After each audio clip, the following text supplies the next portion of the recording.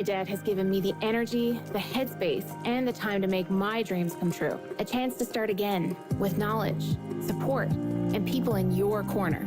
Are you looking for that kind of help? It's okay. Learn more about Leah's story at janesknowswithee.ca.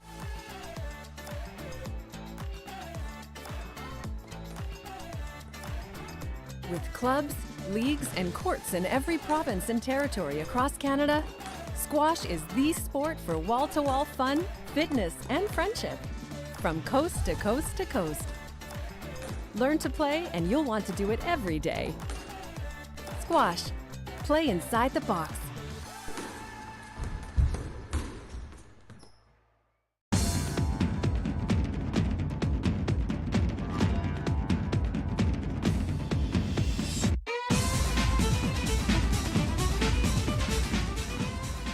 Good evening, everybody. How are you getting on tonight? It's your boy DC, and this is Rogers Television's Out of the Fog, a local matters bop that goes right across the province. And I'm telling you what, we got the best of the best lined up tonight.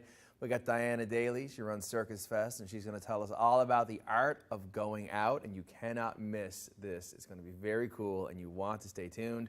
We got Pam and Jerry talking about the Encyclopedia of Local Knowledge, Chapter 3. Very exciting. And of course, we got our boy John. He is the Woodworking Craft Council #1, and he's going to be at the craft fair. We're going to learn all about what he does so well after the break. This is Out of the Fog, and we'll see you after the break.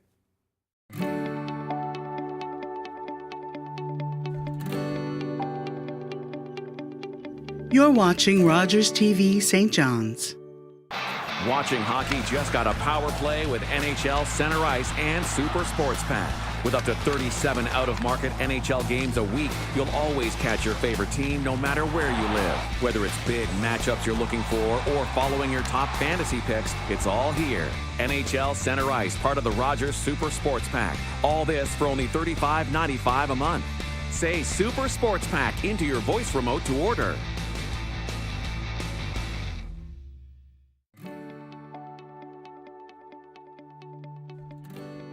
You're watching Rogers TV St. John's. Welcome back, everybody. This is Out of the Fog, and like I told you before the break, we are talking about something very timely up in here tonight. The art of going out, lost on some, but for reasons that my guest tonight is going to help us work out and figure out. Welcome to the stage, Daly. What are you at? This is it. This is it. Let's try this again, you know? First of all, nods to the fashion. It's the earrings, it's the shoes. Thank you. I put a little effort in. I love it. It's almost like you're going out. It's like I needed to get off the couch and come and sit on this one. Now, I'm going to ask you a question. Okay. What are reasons that you think that people are maybe at this moment not jumping back out into life since everything we've been through over the last couple of years? What do you think about that? There's a bunch of research that's been done, and there's a bunch of, just from talking with people. Obviously, one thing is people are still a bit worried about being in closed spaces with each other, but not so much anymore. Sure. Another one that we've learned is it's a risk. You got to take a little risk, and some people the pandemic was kind of great to stay home and resettle yourself. So there's a couple of things that people are unsure if the venue is going to be accessible or accommodating. Some people are unsure if they're going to actually enjoy themselves, if there's something that they might actually like to go out and see. Some of the barriers are money, for sure. Like, everybody's been impacted. So I think it's just there's a little bit of trepidation too about having to go back into a big room of people, and that part of the socializing of sitting in a room with a bunch of people and experiencing something together. We've missed that for the last couple of years. And yet, wouldn't you say that's one of the most exciting opportunities we have as a community is to engage with each other? Yeah, and live art is ephemeral. That's why it's great, because I love film and TV. There's no shade on that, but being in the same room with everybody together, all going through this piece at the same moment, it's cool. And when you say like, oh, I heard that show was so great, I wish I could have seen it, that's it, it's gone. So it's important to go out and it's important to see what people are doing. It's cool. I couldn't agree more. And yet, you know, there are some folks watching tonight that are curled up in the place they've been and they want so much to go out. Maybe it's a lack of knowing who's going to be there or having someone to go with. There are so many reasons that you guys may be on the couch being like, oh, I wish I could go out and live life again. What was that even like? But I'll tell you what I love is when people solve problems with interesting ideas and thinking. And that led to a really cool partnership. And I'd love for you to tell me all about it. Okay, so Business and Arts NL. We love. So Amy Henderson is their spearheader for this project, and we've been working on it for a few months now. We've engaged, what we wanted was an audience engagement pilot project. So we want to start reviving the economic spin-off of arts in Newfoundland and Labrador. So we needed to do a study to find out who's feeling what about going out again. And then we engaged and we brought in 10 different organizations to participate with us in this pilot project. Ray Agency did a ton of research. And then they created this beautiful campaign that's geared, it's kind of cheeky, it's kind of fun, but it's about like how to remember how to clap and soft pants. And like, for example, these are considered soft pants. You can go to the theater in jeans. It's okay. It's absolutely fine. You don't need to be in a prom dress, but also remember the fun of having a drink before a show or going for dinner or going to pick up your niece and getting ready to, to go to something. So it's about making those lasting memories happen again and encouraging people to remember how fun it was and to start going. Because boy, oh boy, there's a lot of stuff happening and the doors are open. We want audience. We're ready for everybody. There's incredible art going on right now and we need more audience. I love it. And you're so right. And so many folks at home, sometimes they do feel maybe like there are barriers or sort of roadblocks to them doing the thing, going out, getting ready, being around people.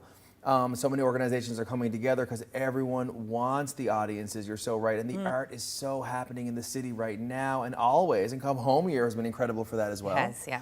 Now, for a moment, you and partnering with Business and Arts and Amy and all the stakeholdings that have come together, you have had quite the career in arts and in the managerial part of that. What do you love the most about it? Oh, the thing I love about being an artist from Newfoundland is that, I've been all over the place making art, but we're about our community. It sounds kind of cliche, but it's really true, and we are in a special place. Like our tagline for the St. John's International Circus Fest. Hello. My little promo there, but our tagline is, it's circus at the edge of the world, and that St. John's is as much a part of the circus festival as the incredible acrobats that we bring. Oh, wow. So people want to come here, people want a reason to come here, and then it also adds value and makes us, liveyears go, oh, right, this is a great place to be. And also, like, our model we took from the Festival of New Dance, which is bring the inspiration to us. Like, I can't afford to fly to Toronto and see all the cool shows all the time. So what festivals like the Folk Festival and the Festival of New Dance and the St. John's International Women's Film Festival, what they do is they bring it to us, which is really awesome because then we get inspired and then we have product that we can take to market other places. So that's what I love about it. It's about community connections and uncovering the value that we already have that we might not even know we have. Wow. What do you want them to walk away from in our final moment? Oh, it's wonderful. So we have featured events that are coming up. So I know that First Light has songs and ghost stories that's happening this week. The Women's Film Festival is happening. So if you go to that website, you'll find these like cute little videos that have been made and maybe some encouragements, but also a list of amazing stuff that's happening all the way till the end of October. Wow, I love to hear it. Thank you so much for coming on. Thank you. Will How come fun. on again? Yes, bye. Let's do it. And we'll whip the comics out at that point. From our high school note passing days in the halls. But that's another show. That's a whole other show. Thank you so much. theartofgoingout.com. You want to go out, and hopefully I'll see you out. This is Out of the Fog, and we'll be right back after this break.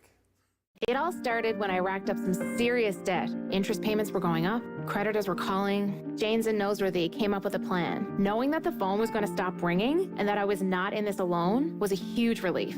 Bankruptcy or a consumer proposal or whatever help you get is not the end. It's just the beginning. A chance to start again with knowledge and support and people in your corner. Are you ready? Get out of debt.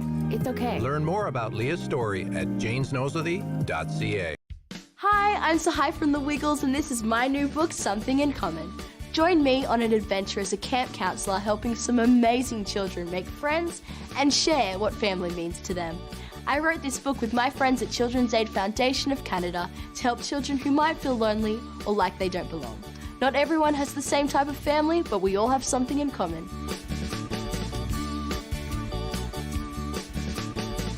Download Something in Common for free. Welcome back, everybody. This is Out of the Fog, and it is all about storytelling here. And so am I ever lucky to have two artists and storytellers in my midst tonight. Pam and Jerry, what are you at? Well, I know, loaded question here. it's a huge question, but I think what you want to know is what were we at, which produced our brand new, recently published, first ever entirely bilingual in English and Mi'kmaq book about local place-based knowledge in Mi'kmaq, Con River. Well, I mean, that's a mouthful. Yeah. I think done. we Now should it's play it back Jerry's slow turn. motion for people at home so they can really digest all the syllables you just brought into our lives. Jerry, what is this about? Well, in 2017, Pam came to me with an idea to continue her project concerning the Encyclopedia of Local Knowledge. She wanted a chapter 3, which involved the Indigenous peoples of this place. And she invited me to be a partner in that. And it took some time. I agreed, of course, and many years later, here we are. But there was a pandemic. Yeah, that too. We, Jerry and I got some funding. We went to Con River for a month. Wow. In 2017 to see if there was enough memory there for us to work with, to see if we might convince the community to work with us, to be co-authors with us. We talked to the band council. We created a community editorial committee. We came up with possible pages. We walked every day. We talked with a few people, and we got excited. We wrote grants. And when we left after that month, we were committed to doing what turned out to be 4 to 6 months of research, field research, with 80 pages in the end, but Yeah. I mean there was a lot more that didn't make it for many reasons, but I mean we could still be there doing it today. You know, Absolutely. it's something that you know, even in our project is just a snippet of knowledge that's found in that place, and we just had the opportunity of shining a light on that, through this project. Yeah, the early chapters of the Encyclopedia of Local Knowledge were done in Bond Bay in the Great Northern Peninsula and on Fogo Island and Change Islands. And I did those all by myself, and it was awesome experience and very lonely and a huge amount of work to do all by yourself. And the idea that we all grow up and are taught in schools that science is the discipline that makes knowledge, not art, that knowledge is in books, usually made by dead white men, at least when I was growing up. Those were the guys who got to make it, had always left me with these questions about who gets to make knowledge, who gets to say that it's knowledge, and who doesn't. Like, why was my skipper on the end of the wharf, who could tell you everything about the cod end of an otter trawl, considered not to know anything because he didn't have an education in school beyond grade 7. Whereas the graduate student who went and interviewed him, well, they had knowledge. So for me to take on this idea that everybody knows stuff, especially about their place. And Con River, with Jerry, was the only time I could imagine doing this project in a single community. All the other chapters have many, many communities, right? So to do it in a single community like that, and I didn't do it alone. In fact, there was a team of 4, Yes. right? We had three students from Conn River who were keen, and we helped them with some interviewing skills and how to use the camera and recorders and so on, and you know how to download the interviews and so on. And they were a great help to compiling all those interviews. I mean, we went as a team, and the girls went, to talk to their auntie or their uncle, to do interviews about certain things that they may have known, and yeah, I mean, we spent how many weeks did we actually spend? That first season, the season of collecting, we were there about 4 months. 4 months, yeah. Right, but only in the kind of spring and summer into the fall. So we missed hunting season, we missed a whole awesome bunch of stuff. But what was amazing was that our co-authors, our knowledge holders, were awesome. Priscilla Drew made Luskinnigan for me, for the camera. She would stop and hold the spoon in the thing so I could take a picture to put in the book. And who was it whose dad had the moose nose in his freezer?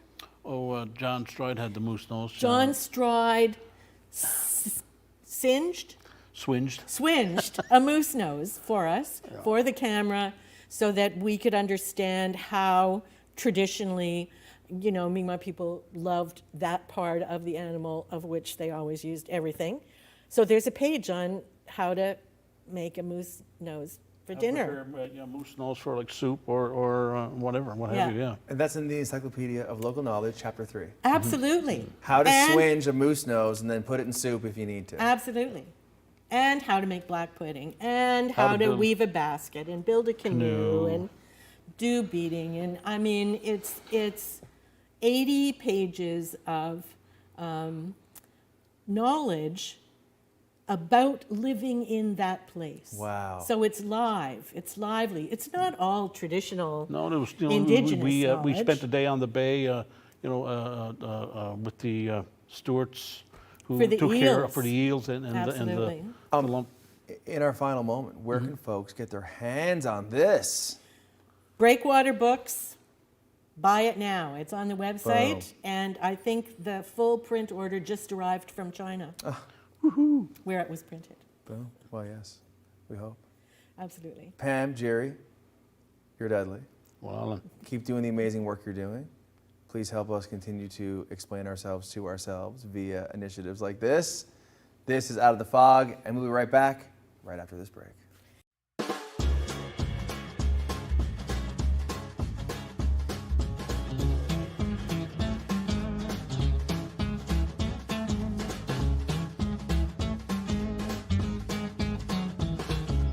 Welcome back, everybody. This is Out of the Fog, and I am super excited about the 48th Annual Craft Council NL Craft Fair coming through in November. And so when the time came to have someone on the show, I said, Rowena, who runs the show, bring me your makers. And guess what? I'm hanging out with John. What are you at? Yes. What am I at? Well, enjoying our company. Oh, well, thank you so much. Geez, I should be so lucky, you know? I tell you. I want to know all about what it is you do, and I want everyone at home to fall in love the way that so many other of your customers already have. Tell us what your craft is all about. Well, my craft is Newfoundland products. So right from cutting the tree, slabbing it, spalting it, drying it, making it into whatever people want, and I like making. I have to be inspired to do it. I don't like making widgets.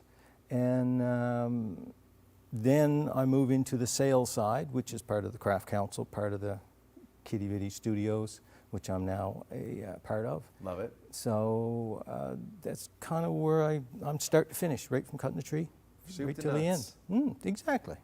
Now I'm going to ask you, Where do you get the trees, and what's the process of finding the tree? Does it speak to you? Do friends say, yo, I'm cutting down a tree next week, and you're like, wicked, because that's a certain type of tree, and I want to make things out of that? How does that even happen?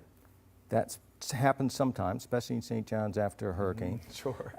Originally, I was a farmer in the Humber Valley. Oh, wow. Okay, and when we cut down yellow birch mostly, were there, and big, I mean, quite large trees over there.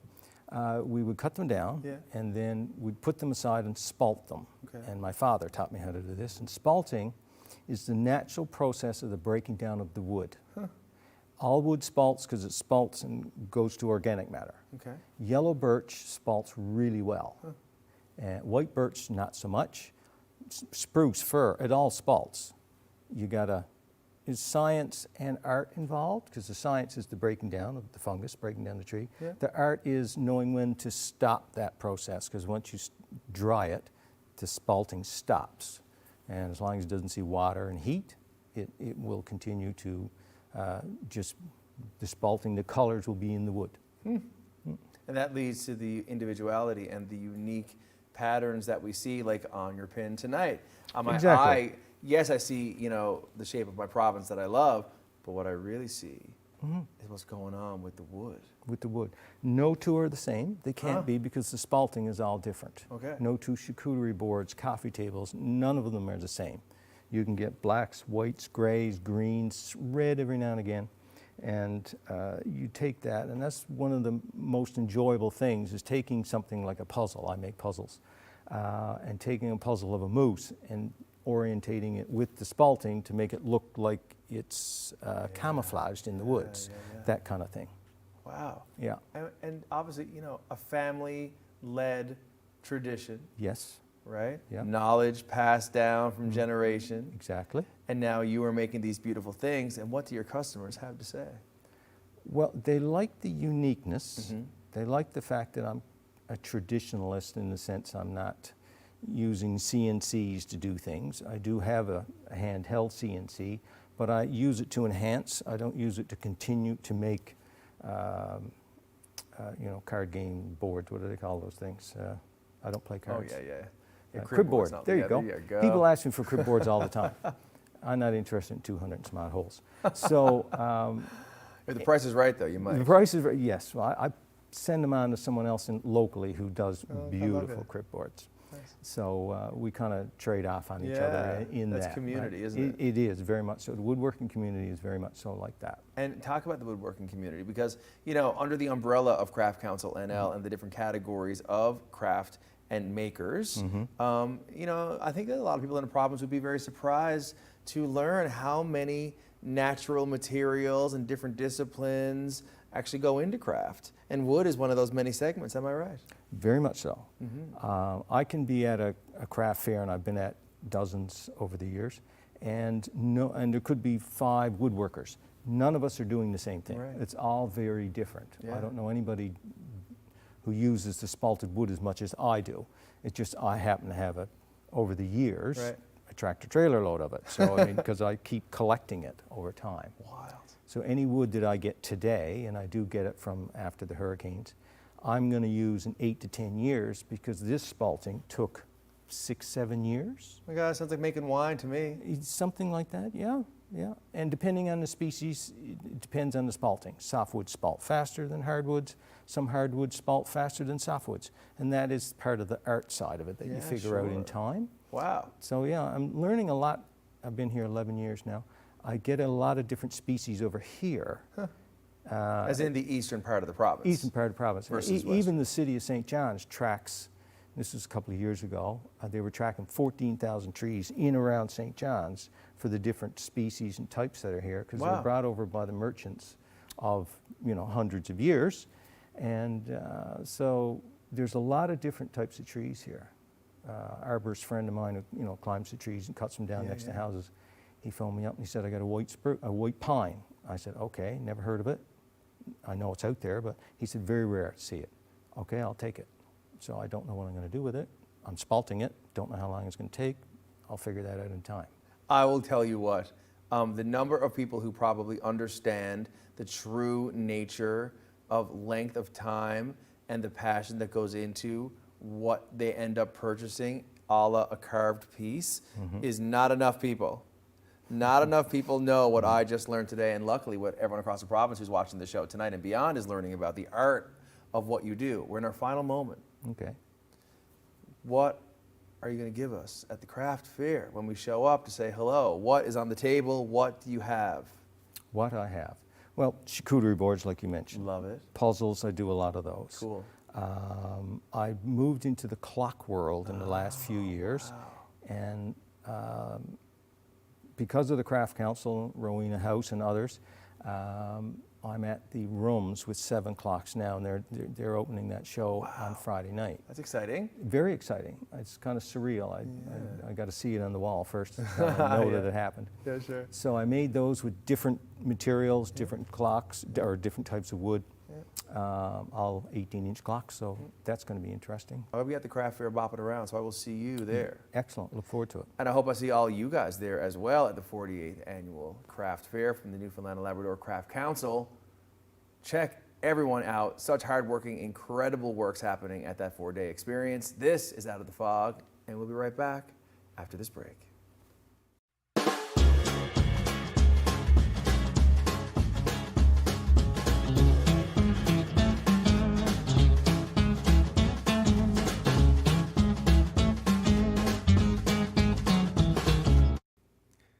Well, Boz, what can I tell you? Another wicked show under our belt with all sorts of cool cats doing cool things right across the province.